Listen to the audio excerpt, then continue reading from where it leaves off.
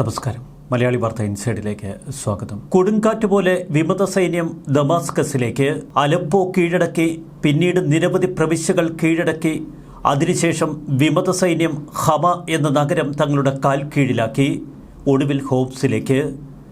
ഇനി കിലോമീറ്ററുകൾ മാത്രമാണ് ദമാസ്കസിലേക്കുള്ള ദൂരം. സിറിയൻ പ്രസിഡന്റ് ബാഷർ അൽ അസദിന് ഇനി പിടിച്ചു നിൽപ്പ് ഒട്ടും സാധ്യമല്ല. ഇത് മനസ്സിലാക്കി ഇറാൻ റവല്യൂഷണറി ഗാർഡ് കോർപ്സ് ഇപ്പോൾ സിറിയയിൽ നിന്ന് പിൻവാങ്ങുന്നു. എത്രയും പെട്ടെന്ന് തങ്ങളുടെ സൈനിക നേതൃത്വത്തോട് സിറിയയിൽ നിന്ന് വിട്ടുപോരാനാണ് ഇറാൻ നൽകിയിരിക്കുന്ന നിർദ്ദേശം. റഷ്യയും ഇതു സംബന്ധിച്ച നിർദ്ദേശം പൗരന്മാർക്കും സൈനികർക്കുമൊക്കെ നൽകിക്കഴിഞ്ഞു. ഇനി സിറിയയിൽ ഒരു പോരാട്ടം എളുപ്പമല്ല. അതുകൊണ്ട് തന്നെ എത്രയും പെട്ടെന്ന് രാജ്യം വിടുക.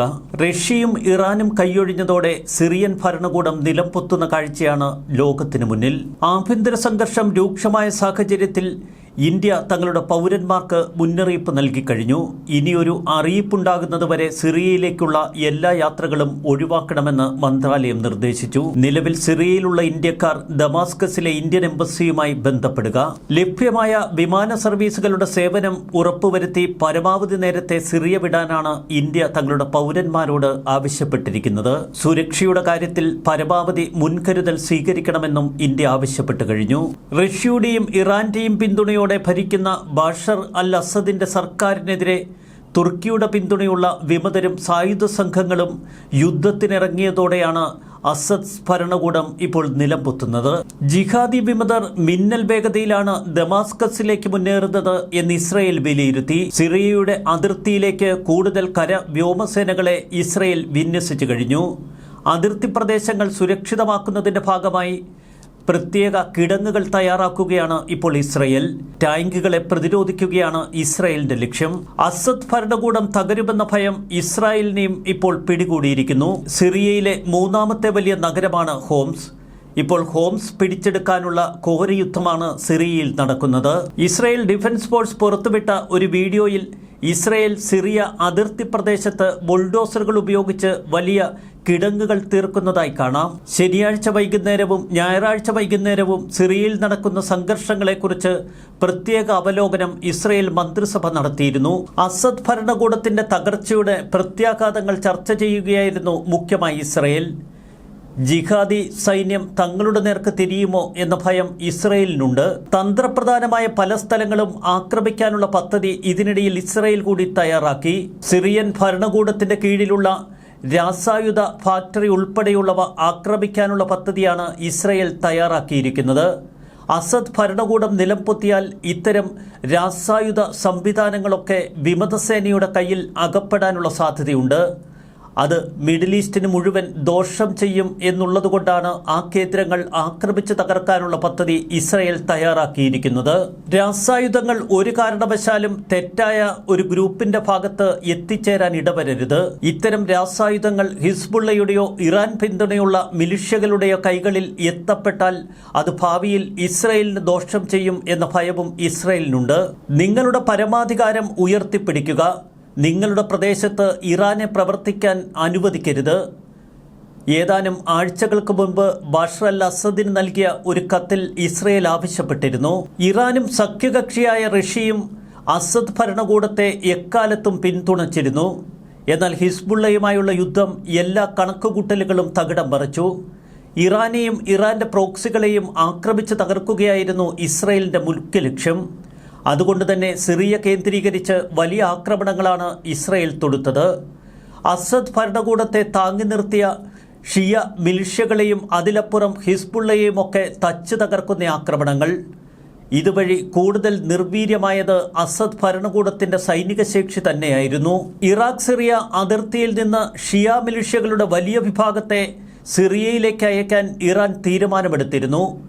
എന്നാൽ ഔദ്യോഗിക സേനയെ ഹമ നഗരത്തിൽ നിന്നും പിന്നീട് ഹോംസിൽ നിന്നും തുരത്തുന്നതോടെ ഇനി ഷിയ മിലിഷ്യകൾക്ക് പിടിച്ചു നിൽക്കാൻ കഴിയില്ല എന്ന് ഇറാൻ മനസ്സിലാക്കി. ഗസ യുദ്ധം ആരംഭിച്ചത് മുതൽ തങ്ങളുടെ മുഖ്യ ശത്രുവായി ഇസ്രായേലിനെ ഇറാൻ പ്രഖ്യാപിച്ചു.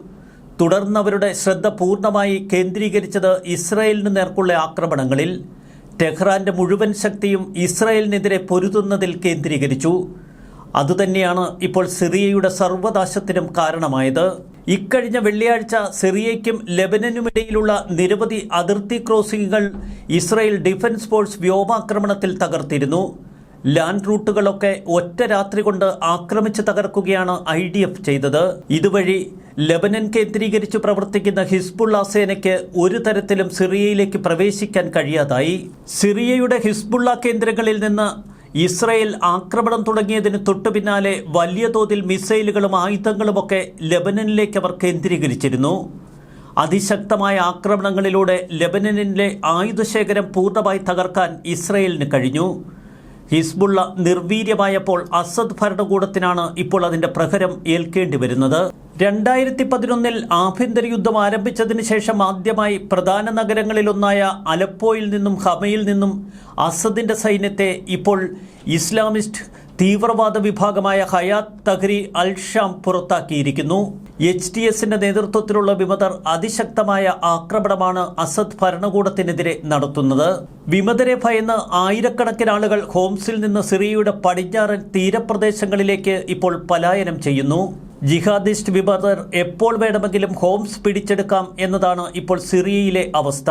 ഹോംസ് നഗരത്തെ പൂർണ്ണമായി കീഴ്പ്പെടുത്തിയാൽ പിന്നീട് ദമാസ്കസിനെ അരിഞ്ഞിടാൻ അവർക്ക് വേണ്ടത് ദിവസങ്ങൾ മാത്രം. വിമതസേനയെ സംബന്ധിച്ച് രൂക്ഷമായ ആക്രമണം നടത്തേണ്ടി വരും ദമാസ്കസ് കീഴടക്കാൻ. അസദിന്റെ ന്യൂനപക്ഷമായ ആൽബൈറ്റ് വിഭാഗം ദീർഘകാലമായി തമ്പടിക്കുന്ന പ്രദേശമാണ് ദമാസ്കസ്. റഷ്യൻ വ്യോമ നാവിക താവളങ്ങളും ദമാസ്കസ് കേന്ദ്രീകരിച്ച് പ്രവർത്തിക്കുന്നു.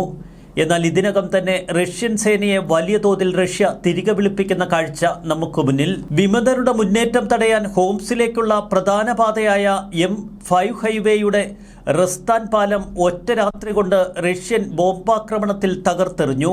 റഷ്യ തങ്ങളുടെ വ്യോമാക്രമണം കൂടുതൽ ശക്തമാക്കിയിരിക്കുകയാണ് ഇപ്പോൾ ഹോംസ് നഗരത്തിന് സമീപം.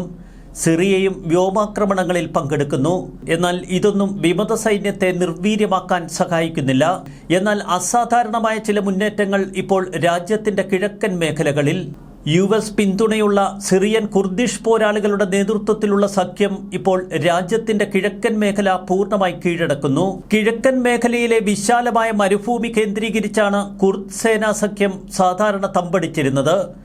എന്നാൽ അസദ് ഭരണകൂടത്തിന്റെ പ്രധാന അടിത്തറയായ ഡീർ എസ്സോറിനെ അവർ ഇപ്പോൾ പിടിച്ചെടുത്തതായി അന്താരാഷ്ട്ര മാധ്യമങ്ങൾ റിപ്പോർട്ട് ചെയ്യുന്നു. പ്രദേശത്തിന്റെ ചില ഭാഗങ്ങൾ ഇപ്പോൾ ഇസ്ലാമിക് സ്റ്റേറ്റിന്റെ നിയന്ത്രണത്തിലായി എന്ന് കുർദിഷ് ഗ്രൂപ്പിന്റെ വക്താക്കൾ പറയുന്നു. തെക്കൻ സിറിയൻ നഗരമായ സ്വീഡയിൽ വെള്ളിയാഴ്ച ദ്രൂസ് മിലിഷ്യകളും സർക്കാർ സേനയും തമ്മിലുള്ള ഏറ്റുമുട്ടലിൽ വലിയ തോതിൽ ആൾനാശവും സംഭവിച്ചു.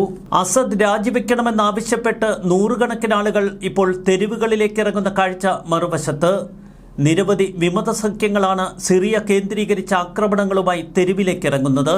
മണിക്കൂറുകൾക്കുള്ളിൽ ഹോംസ് നഗരം പിടിച്ചെടുക്കുമെന്നാണ് ഇപ്പോൾ വിമത സൈന്യം പ്രഖ്യാപിച്ചിരിക്കുന്നത്. ഹോംസിൽ നിന്ന് വലിയ തോതിലാണ് ജനങ്ങൾ പലായനം ചെയ്തുകൊണ്ടിരിക്കുന്നത്. വെള്ളിയാഴ്ച വൈകിട്ട് ടെലഗ്രാമിൽ പോസ്റ്റ് ചെയ്ത ഒരു പ്രസ്താവനയിൽ HTS സിറിയൻ ഔദ്യോഗിക സേനയ്ക്ക് ഒരു മുന്നറിയിപ്പ് നൽകി. എത്രയും പെട്ടെന്ന് നിങ്ങൾ കൂറുമാറി ഞങ്ങൾക്കൊപ്പം ചേരുക. നമ്മുടെ സൈന്യം ഹോംസ് നഗരത്തിന് സമീപമുള്ള അവസാന ഗ്രാമത്തെയും മോചിപ്പിച്ചിരിക്കുന്നു. ഇപ്പോൾ നഗരത്തിന്റെ മതിലുകളായി നിൽക്കുന്നത് ഞങ്ങളുടെ സേനാ വിഭാഗമാണ്. എപ്പോൾ വേണമെങ്കിലും ഹോംസ് വീഴുമെന്നാണ് ഇപ്പോൾ HTSന്റെ പ്രഖ്യാപനം.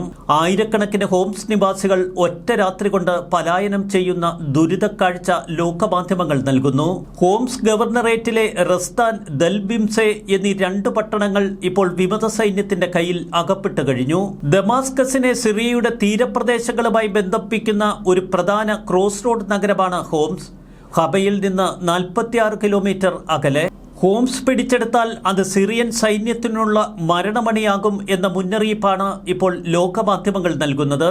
ഇതിനിടയിൽ സിറിയയ്ക്കും ലെബനനുമിടയിലുള്ള 2 അതിർത്തി ക്രോസിംഗുകളിൽ ശക്തമായ വ്യോമാക്രമണം വീണ്ടും നടത്തി ഇസ്രായേൽ. ഇറാഖ് അതിർത്തിയോട് ചേർന്നുള്ള എണ്ണ സമ്പന്ന പ്രദേശമാണ് ദയർ എസ്സോർ ഗവർണറേറ്റ്.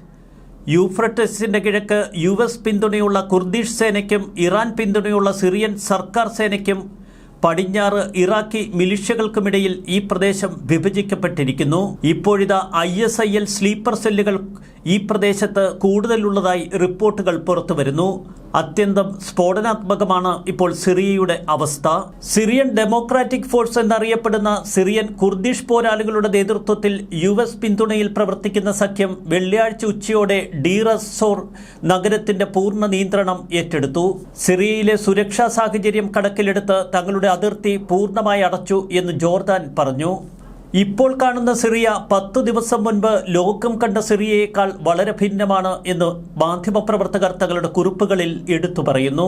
രാജ്യത്തുടനീളം ഗവൺമെന്റിന്റെ നിയന്ത്രണങ്ങൾ പൂർണ്ണമായി വിമത സൈന്യം തകർത്തു കളഞ്ഞു. കൂടുതൽ സൈനികരെയും ആയുധങ്ങളുമൊക്കെ അടിയന്തരമായി ടെഹ്റാൻ സിറിയയിലെത്തിക്കും എന്ന പ്രഖ്യാപനം ഇക്കഴിഞ്ഞ ദിവസങ്ങളിൽ നടത്തിയിരുന്നു. എന്നാൽ പ്രഖ്യാപനത്തിൽ നിന്ന് പിൻവാങ്ങിയെന്ന് മാത്രമല്ല, സൈനികരെയും സൈനിക നേതൃത്വത്തിലുള്ളവരെയും തിരികെ വിളിക്കുകയാണ് ഇപ്പോൾ ഇറാൻ. സുരക്ഷ അനിവാര്യമെങ്കിൽ നേരെ ലെബനനിൽ ഒളിക്കണമെന്ന നിർദ്ദേശമാണ് സൈനിക നേതൃത്വത്തിന് ഇറാൻ നൽകിയത്.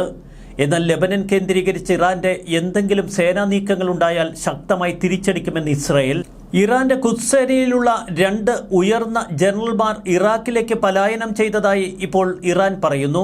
സിറിയയുടെ സൈന്യം യുദ്ധം ചെയ്യാൻ ആഗ്രഹിക്കുന്നില്ല എന്ന തലത്തിൽ പ്രവർത്തിക്കുന്നുവെന്നാണ് ഇറാൻ കുറ്റപ്പെടുത്തുന്നത്. ഏറ്റവും നിർണായക സമയത്ത് അസദ് ഭരണകൂടത്തെ പിന്തുണയ്ക്കാൻ ഇറാന് പോലും കഴിയുന്നില്ല. ഇറാനും റഷ്യയും തോറ്റു പിന്മാറുമ്പോൾ അസദ് ഭരണകൂടം നിലംപൊത്തുന്ന കാഴ്ചയാണ് ലോകത്തിന് മുന്നിൽ. അതേ വിമത സൈന്യം കുതിക്കുന്നു. ന്യൂസ് ഡെസ്ക് മലയാളി വാർത്ത ഇൻസൈഡ്.